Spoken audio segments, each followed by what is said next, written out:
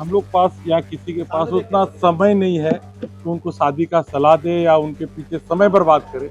अपने आप को मीडिया के बीच में आने के लिए तरह तरह का प्रोपगंडा करना इन लोगों का खानदानी पेशा है। और बड़का गांव में इन्होंने जो भी आंदोलन किया उसका हर्ष किया हुआ, ये जरा उनसे पूछिएगा। इधर आंदोलन करते हैं, दूसरे दरवाजे से कंपनी से मिलते हैं और कंपनी से पैसा लेते हैं और जाके आंदोलन रोकते हैं। आपको लेने की क्या जरूरत है? शादी का सलाह देते हैं या करते हैं, इसके लिए मीडिया बना हुआ।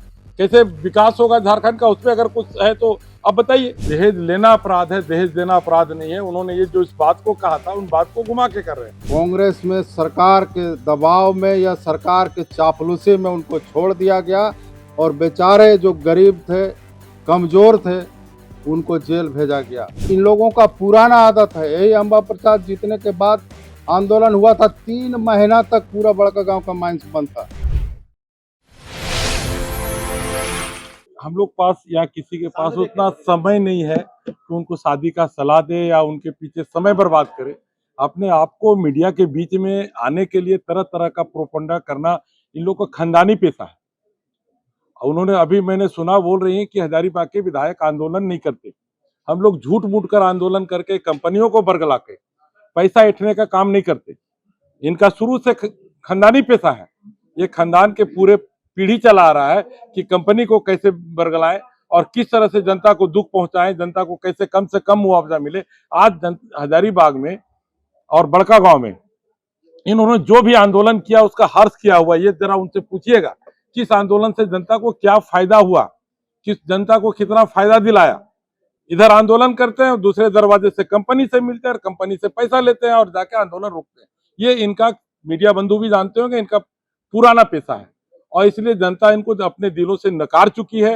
अब जनता के बीच में कभी आने वाले नहीं है। तो इस तरह का मीडिया के बीच में आना, मेरे को शादी का सलाह देते हैं। अरे अगर कोई दिया तो मत लो ना, आपको लेने की क्या जरूरत है? शादी का सलाह देते हैं या करते हैं, इसके लिए मीडिया बना हुआ। कैसे विकास होगा झारखंड का, उस पर अगर कुछ है तो अब बताइए। आपको इनके परिवार को पिछले कई वर्षों से बड़का गांव के जनता को गुमराह किया। परिवार के लोगों को जो रवैया रहा, वहां की जनता ने इनको नकार दिया है। और अगर जनता के बीच में अभी भी वक्त है कि जाएं, बढ़िया से काम करें, अच्छे मन से काम करें, पैसा को छोड़ के काम करें, तो आने वाले दिन में इनको फायदा होगा।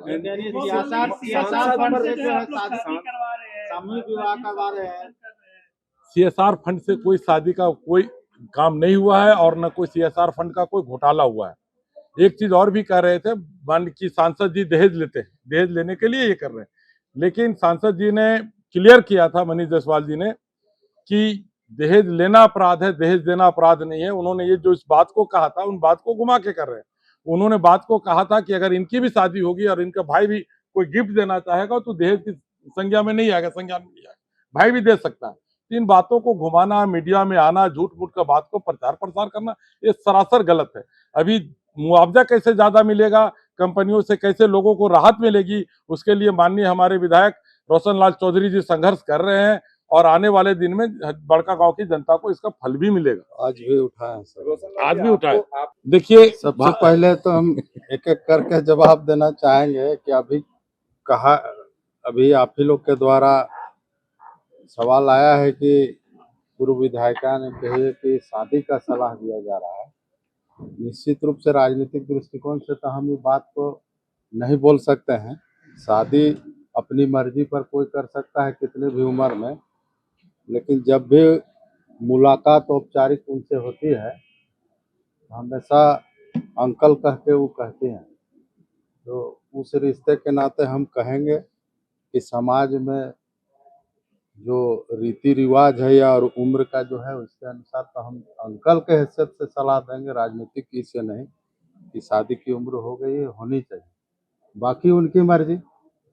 हाँ, आपके बीजेपी पर आने में वो कह रही हैं कि हम पर भी एक दबाव था लेकिन हम नहीं आए, इसलिए आप लोग परेशान कर रहे हैं। निश्चित रूप से हमारे या हमारे परिवार या हम लोग जिन लोगों के ऊपर आरोप लगाया गया है उन लोग के ऊपर किसी तरह का आज तक सरकारी एजेंसी से, ना राज्य के किसी एजेंसी से या केंद्र के एजेंसी से किसी के ऊपर, ना प्रदीप बाबू के ऊपर, ना मेरे ऊपर, ना मनीष जायसवाल के ऊपर किसी तरह का कोई आज तक कोई आरोप नहीं है, लगा भी नहीं है, सीधी की बात तो छोड़िए।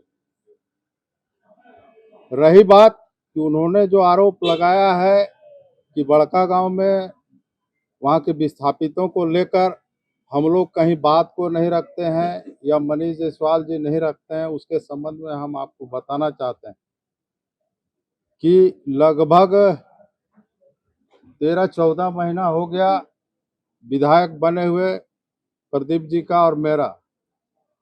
तीनों माँ बाप और बेटी को मिलाकर एवरेज हम चुनौती देते हैं विस्थापन को लेकर। जितना सदन में विस्थापितों की आवाज को औसतन हम ऑन रिकॉर्ड होगा, आप भी उसको अभी भी देख सकते हैं, वहां के विस्थापितों को बात को जितना हमने रखा है वो तीनों मिलकर उतना नहीं रखा। और रहा बात आंदोलन को बेचने की, हम आज भी खुलेआम चुनौती देते हैं कि लगातार 15 साल तक वहां के विस्थापितों को गुमराह किया गया, वहां के विस्थापितों को हक को बेचा गया। साक्षात उदाहरण है, आज से सप्ताह दिन पहले आंदोलन के नाम में झूठी गिरफ्तारी दी गई और दोनों पूर्व मंत्री और पूर्व विधायक कांग्रेस में सरकार के दबाव में या सरकार के चापलूसी में उनको छोड़ दिया गया और बेचारे जो गरीब थे, कमजोर थे, उनको जेल भेजा गया। कानून में सब बराबर है, यदि एक ही आंदोलन में उनको गिरफ्तार किया गया था तो सबको एक साथ गिरफ्तार किया गया था, तो दूसरे लोगों को क्यों जेल भेजा गया और ये दोनों माननीय लोगों को क्यों छोड़ा गया? ये सवाल हम आज करते हैं, आप उनसे पूछिए। पहला दिन तो आप साथ देते नजर आ रहे थे, अम्मा प्रसाद जी के साथ खड़े थे। गलत। यही हम सभी मीडिया के साथियों से कहना चाहेंगे, उस दिन भी हम कहे थे और आज भी कह रहे हैं, विस्थापित के नाम से सही आंदोलन का हम आज भी समर्थन करते हैं। हम ये नहीं कहते कि हम जोगेंद्र साहब और निर्मला देवी के आंदोलन का समर्थन करते हैं। हमने उस समय भी कहा था कि इन लोगों का पुराना आदत है। यही अम्बा प्रसाद जीतने के बाद आंदोलन हुआ था, 3 महीना तक पूरा बड़का गांव का माइंस बंद था। उस समय जो लोग आंदोलन में आए उनके साथ जो लोग नौकरी करते थे उनको नौकरी से बैठा दिया गया और आज भी नौकरी से बैठे हुए हैं। और उस समय भी एक भी किसी को कोई फायदा नहीं मिला। और इनके आंदोलन के समय साथ आंदोलन करने वाले लगभग 25 से 30 आदमी को जेल भेजा गया, झूठा केस किया गया। और इनके ऊपर हम आज भी बता रहे हैं कि जो केस हुआ है झूठा है, अपने से करवाए हैं और सब इनका केस वापस होगा, ये हम आपको बताना चाहते हैं। सभी सांसद विधायक मिलकर उनके परिवार को टारगेट कर नहीं, हम टारगेट आज ऑन रिकॉर्ड आप भी देख सकते हैं कि हमसे पहले वो अब प्रेस में आपके पास आकर अपना बयान दिए हैं, उसके बाद हम बयान दे रहे हैं। सिर्फ हम वो सवाल कर रहे हैं, उसका हम जवाब दे रहे हैं। नहीं, वो हमारे टारगेट में ना वो थी कभी, ना आज भी नहीं है, कल भी नहीं है और कल भी नहीं रहेगी। लेकिन वो सवाल करेगी तो उसका जवाब हम जरूर देंगे और पुरजोर तरीके से देंगे। निश्चित रूप से CSR फंड में सामुदायिक के लिए किया गया है वो, और सार्वजनिक जो लिए हैं पैसा, सार्वजनिक रूप से प्रेस कॉन्फ्रेंस करके माननीय सांसद जी ने सार्वजनिक किया है। कोई छिपने छिपाने की बात नहीं है। जो भी कंपनियां किस मकसद से दी हैं वो सार्वजनिक है, पब्लिक डोमेन में है, वो देखा जा सकता है।